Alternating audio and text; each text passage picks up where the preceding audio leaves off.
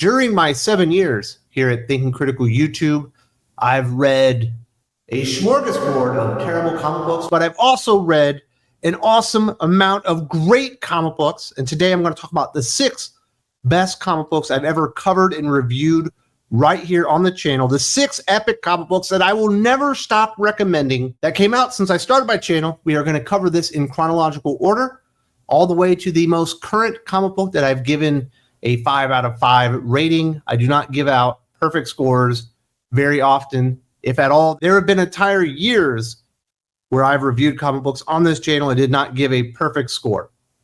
That's how rare it is that I give these out. And these do represent the very best of the best comic books released in the last 7 or so years.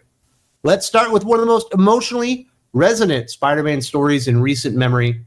Peter Parker, the Spectacular Spider-Man 310, released in 2018 by Marvel Comics, takes a bold narrative swing. Chip Zdarsky writes and illustrates a touching documentary-style issue that follows filmmakers as they interview everyday New Yorkers about what Spider-Man means to them.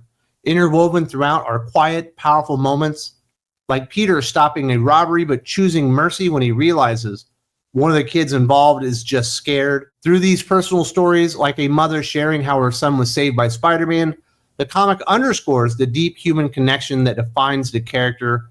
Fans loved it for its emotional weight, calling it beautiful and depressing in the best possible way. It's a one-shot that leaves a lasting impact, and it is truly breathtaking to see what Chip Zdarsky was able to accomplish on this particular comic book issue. As both a writer and artist, we don't think of him all the time, at least at the big two, as much of an artist, but he has been doing comic book art for a long time. He illustrated Sex Criminals for several years with Bat Fraction.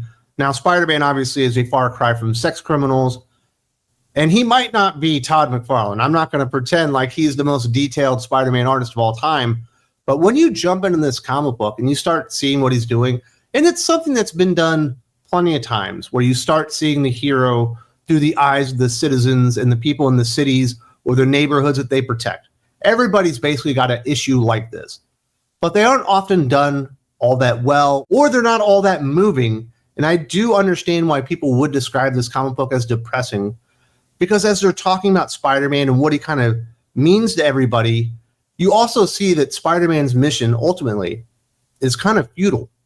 Yes, he can go out there and help people, but he's never going to stop crime totally. He's never going to stop kids from getting mixed in with the wrong crowd and committing crimes and getting caught up in the system. He's never going to be able to find these kids and save them before, they kind of get into the criminal underworld and everything. And at one time, he even removes his mask and openly weeps, realizing that while he's trying his hardest, he simply cannot save the city.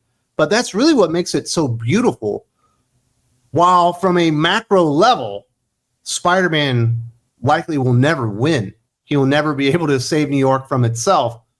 But once you get to those micro level moments, those more personal elements placed into the story, and you realize it's all worth it. Even though he can't win, it's all worth it if he can save one kid, at least for a while, because we even learn after that while Spider-Man did save him in the moment and returned him to his mother, ultimately it did not work out. He returned to crime, and he's no longer with us, at least within the context of that story. And it's those kind of moments where you see the kid and he's covered in garbage. I think he was supposed to go to prom or something like that. And I think I remember that correctly. And Spider-Man gets him a tuxedo. Little moments like that really personify who your friendly neighborhood Spider-Man is. And Chip Zdarsky got it so right where so many people get it so wrong. It's scaled down. It's very personal. It's not action-packed. But it's everything really that you want in a Spider-Man story, and probably the best love letter to a superhero that we've gotten in modern times. I think that issue is absolutely phenomenal. It is perfect. And if you've never read Peter Parker, the Spectacular Spider-Man 310, it's a one-shot, and it's absolutely worth your time, money, and effort to go out there and find it. From emotional depth to body horror, which hit shelves in October of 2018, this issue, written by Al Ewing with art by Joe Bennett, doubles down on the horror aspects of the Hulk mythos. Bruce Banner's corpse is dissected and studied at Shadow Base, except, of course, the Hulk isn't done yet. What follows is equal parts grotesque and gripping, with Banner slowly making his way home, haunted by infection and the terrifying voice of his father, The art is stomach churning in the best ways, jars of organs, twisted anatomy, a real Cronenberg feel. Fans praise it as one of Marvel's best modern books, thanks to its psychological depth and monstrous visuals. And in my personal opinion, that is the last spectacular issue of a comic book that Marvel has produced. That's the last one I gave a perfect score to. I absolutely love Immortal Hulk #8. It's got everything going for it. You see that cover by Alex Ross, and it's brilliant. You got the jars, you got the Hulk face and a foot and like a hand and all that stuff. You're like, well, this looks rather interesting. And then Joe Bennett takes that cover that obviously gets you right into it and blows it up to like 500 times better. Joe Bennett steals the show in Immortal Hulk #8. Just one of the coolest pieces of visual storytelling that you will see in modern comic books. It's absolutely spectacular. It is a perfectly illustrated comic book. And I remember, he's at Shadow Base and they're taking all of his parts. They got like his heart. They're like cutting it in half. They're dissecting his feet and whatever. And this doctor, trying to discover how do you kill Hulk or how do I weaponize Hulk, stuff like that. He finally goes up where all these jars and he sees Hulk's face and he's kind of talking crap to him. And then you see Hulk smile. I think his face is upside down if I remember correctly. And then, shit just hits the fan. Hulk is able to escape and put himself back together. He truly is immortal in that series. And while I don't suggest people read Immortal Hulk after issue 23 or 24, I think it completely goes downhill. There for about 2 years, it was easily the best thing that Marvel Comics were putting out. I think it was better than Venom at the time. I think it was better than Daredevil at the time, which I thought was really good. Immortal Hulk was spectacular all the way up to about issue number 24, with issue number 8 being the absolute best. It made me think that maybe Al Ewing was a really good writer. Unfortunately, that wasn't true, but that does not take away the brilliance of Immortal Hulk #8 and that body horror excellence that Joe Bennett throws in there. Truly a mind-blowing comic book if I've ever seen one. And if you haven't checked that one out, you should definitely do yourself a favor and go check it out, especially if you're not queasy. If you get disturbed or you get sick easily, you might not like that particular comic book because it is horrifically grotesque in all the best possible ways in a comic book. Next up is a hidden gem that finally got its moment to shine. Man and Superman 100-page super spectacular, released by DC Comics in early 2019. Originally written in the mid-2000s by Marv Wolfman and drawn by Claudio Castellini, this comic was shelved for a decade before finally being published, and it was worth the wait. The story focuses on Clark Kent's earliest days in Metropolis, long before he becomes Superman. It's a deeply personal look at a young man navigating the city, unsure of his place, struggling with doubt. His relationships with Lois Lane and Perry White serve as emotional anchors throughout. Wolfman has called it his best Superman story, and many fans agree. It's heartfelt, inspiring, and a perfect exploration of why Superman matters. I believe it was supposed to come out in like Superman Confidential, which was like an anthology book, but by the time they got to publishing it, the book had already been canceled. There was nowhere to release it, and Marv Wolfman basically nagged and bothered and bugged DC Comics, specifically Dan Didio, to release the book, and finally, about 13 years later, they released Man and Superman 100-page spectacular. It was originally supposed to be 4 issues of Superman Confidential, and it's absolutely brilliant. It is one of the best early day explorations of Superman, really explorations of Clark Kent. He's not really Superman until the very end, if I remember correctly. It's very weird seeing Superman flying around the city like in all black because he hasn't decided or figured out what his superhero identity is going to be. It's kind of weird seeing, he's got to infiltrate the state. He's wearing like a bandit mask or something like that. It's a very different take on Clark Kent just struggling to adapt from Smallville life to Metropolis life. Very lonely, missing his parents, wanting to go back to Smallville, but not wanting to tell them that he failed, that he couldn't make it in the big city, so he decides to tough it out. Obviously, he's starting to get smitten with Lois Lane, and who could blame him for that one? But this is an absolutely amazing piece of Superman history. A lot of people probably missed it, but it was easily the best comic book released in 2019, in my opinion. It's just beautiful stuff. If you haven't checked that out and you love Superman, definitely read Man and Superman. It's wonderful. It's Marv Wolfman at his very best. He says it's his best Superman story. I 100% agree with him. And while a lot of people say they appreciate Superman Birthright and they wish that was like the Superman origin, this is my Superman origin. Clark Kent going to Metropolis for the first time and learning through a lot, and I do mean a lot, of mistakes, because he fails a lot in that comic book. You do not see stuff like that with Superman these days.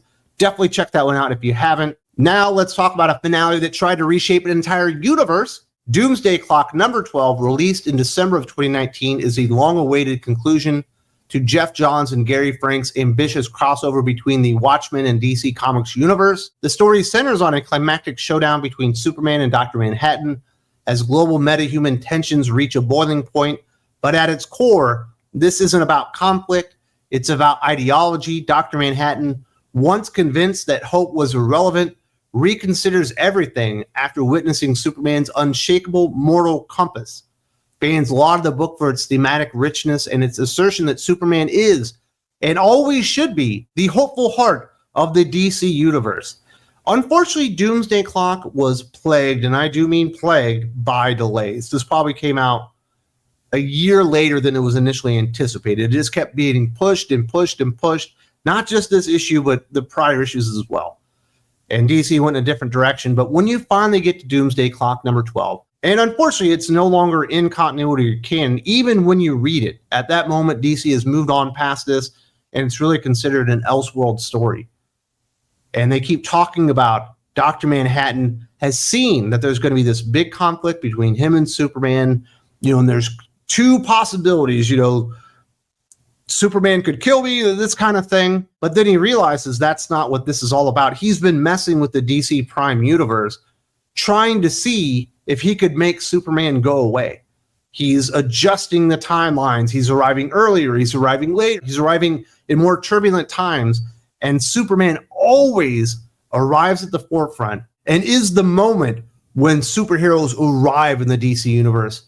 And nothing that Dr. Manhattan could do could stop Superman's arrival.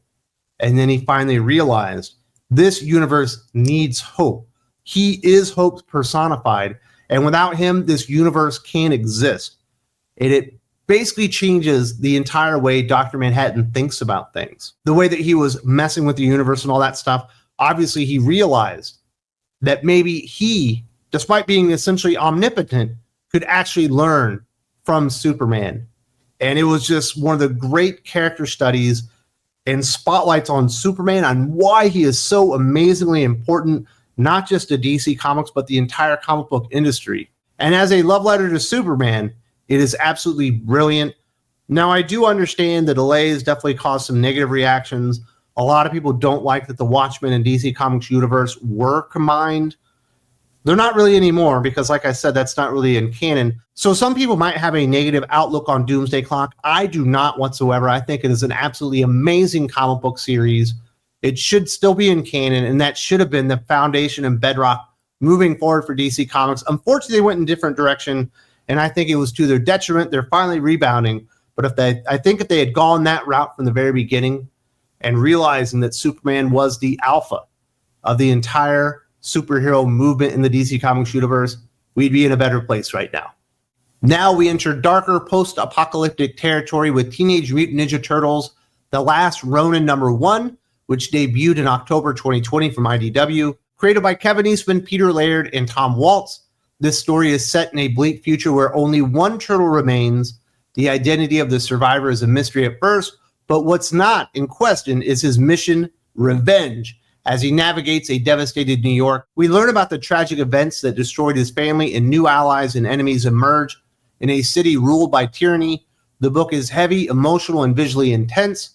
Fans hailed it as a bold cinematic take on the TMNT legacy and an instant classic.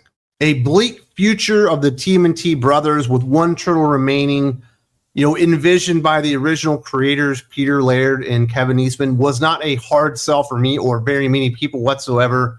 And this is something I was absolutely looking forward to. The hype was there for The Last Ronin, and it exceeded the hype. I didn't think that was actually possible. This is an amazingly beautiful, haunting, compelling comic book. The one turtle remains. We don't know who he is. Obviously, we discover that later on in the story. He arrives in New York with vengeance on his mind, and he becomes a one-man tour de force through the city, trying to make it to the remnants of the Foot Clan to exact vengeance on his dead brothers. And he is annihilating next generation Mausers. There's like biker gangs. It's a weird, like, cyberpunk future for New York. And it just looked so good. The Escorza brothers, who did most of the art, just knocked that one out of the park. And when he finally gets there, and it looks like the last remaining turtle is going to get his chance for revenge, he fails. Devastated, thinking about all that he's lost, and this maybe being his last chance to maybe exact revenge, get justice for his family. He's absolutely emotionally broken. I love this comic book in so many ways. And when we finally do get the reveal of which brother it is, it makes all the sense in the world. And as we progress through the Last Ronin, we see what happened to the other turtles, and we see what happened to Splinter ultimately. And it's just all haunting and tragic. But this first issue here is 80% balls to the wall, nonstop action, ninja fighting, one turtle left, masters all the weapons. And it was so good. I didn't realize it was going to be such a heavy story, but that's how you kick off a major story with major hype. You kick ass, you take names, and you leave people begging for more. And that's basically what happened at the end of Last Ronin. I just remember getting to the end, I was like, I know it was double sized, but maybe I needed triple sized. It was so freaking good. If you haven't checked out TMNT The Last Ronin, where have you been? I think probably most people watching this video have seen it and have read it. It is absolutely amazing stuff. A perfect comic book in multiple ways on that one. Finally, we fast forward to a very recent success story. Transformers #1, launched in October 2023 as part of Skybound's new Energon universe under Image Comics, written and illustrated by Daniel Warren Johnson.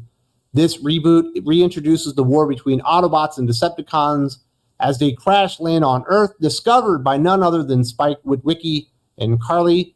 As alliances are formed and Earth faces the fallout of this intergalactic conflict, the book sets the tone for a gritty but faithful reimagining of the franchise.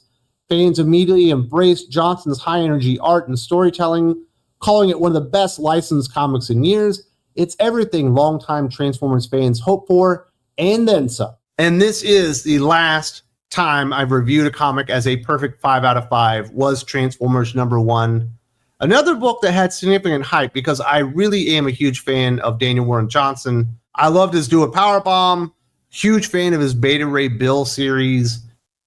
Daniel Warren Johnson is my favorite current writer artist out there, and I think he will definitely cement himself as one of the best writer artists of all time before it's all said and done. Him being on a Transformers comic book was literally a wet dream for me. It was that big. And we get into Transformers #1, and he's doing fan service I never thought to ask for. We've got Optimus Prime giving people German suplexes in this fucking comic book. We've got, just blindside punches. We've got this great panel. I remember where Optimus is trying to reach for his gun, but he's being held, and the humans are pushing it. And there are so many pages like that. It's so full of life. It's so dynamic. It's just a frenetically energized comic book from beginning to end. And I remember getting through it. I was like, what was that, 7 pages? I need more than this. And you realize, no, it was a full 24 pages. But it was so good, and the action was so awesome. You just get in it, and you don't even realize that time is passing. You're that engrossed in the comic book, and that's the best compliment I could give something like Transformers #1 that literally hit every single beat it was trying to nail and gave you so many great moments. And we still have a great Transformers series going right now. Daniel Warren Johnson is still writing it. We've got a new artist. And unfortunately, Daniel Warren Johnson is going to finish up, I think, on issue number 24. But what a ride it has been. And it all started out with a perfect relaunch. Transformers #1 set the stage for this amazing Energon universe. Obviously, the first appearance was in Void Rivals, which they successfully, kept that one under wraps before it actually happened. I remember people's minds being blown. But now we've got a pretty awesome G.I. Joe series to go along with it. and definitely a job well done. A tip of the cap to Daniel Warren Johnson. And if you didn't check out Transformers #1, what are you waiting for? This thing it's so good. You will definitely jump right in that series and keep going. For some reason, I like Doc, and I respect a lot of his opinions. He doesn't think Daniel Warren Johnson is a good artist. Like, I don't get it. I think he's one of the best artists. He's got a unique style. He's got great storytelling chops. And his comic books are so full of life and energy that it's not even funny. I think he's absolutely amazeballs. And Doc is 100% wrong on that one. You got me a little burn in there. So those are my 6 best comic books that I have reviewed since I started my channel over 7 years ago, starting with Spectacular Spider-Man all the way to Transformers. I loved every one of these comic books. This is the best storytelling medium in the entire world. And each one of these comic books proves that without a shadow of a doubt, in my opinion. They're all very, very different. Obviously telling superhero stories, but in different ways. Some of them are high energy. Some of them are more down-to-earth character explorations and stuff like that. But they are all absolutely flawless, in my opinion. I'd definitely like to hear from you guys. What do you think are the best comic books released in the last 7 years? Did I miss anything important? Do you love all of these?